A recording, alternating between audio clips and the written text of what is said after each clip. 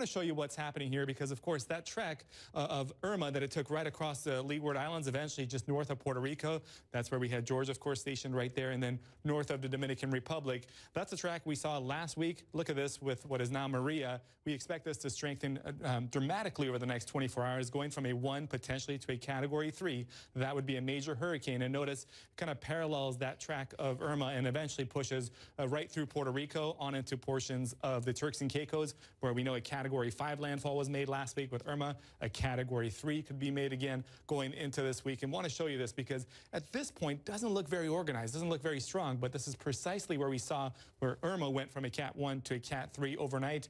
This is what the National Hurricane Center expects across this very warm body of water for this storm system to do. Rapid intensification. And notice inside the next 3 days, we're talking 10, 15, some areas, 20 inches of rainfall. This is far more water than what Irma had to offer. Irma was predominantly a wind event with this, and this could be both wind and rain. And notice high concentration of the models take it in right towards Puerto Rico, make that right turn into the Turks and Caicos, and beyond that, we think a northerly track would be at least initially away from the United States. But this is the area of concern right now. From Dominica towards Guadeloupe, work your way into Antigua and Barbuda. That's an area we think could be spared from the hardest hit, which Irma, of course, had a northerly track. This storm takes more of a southerly track into the southern Leeward Islands.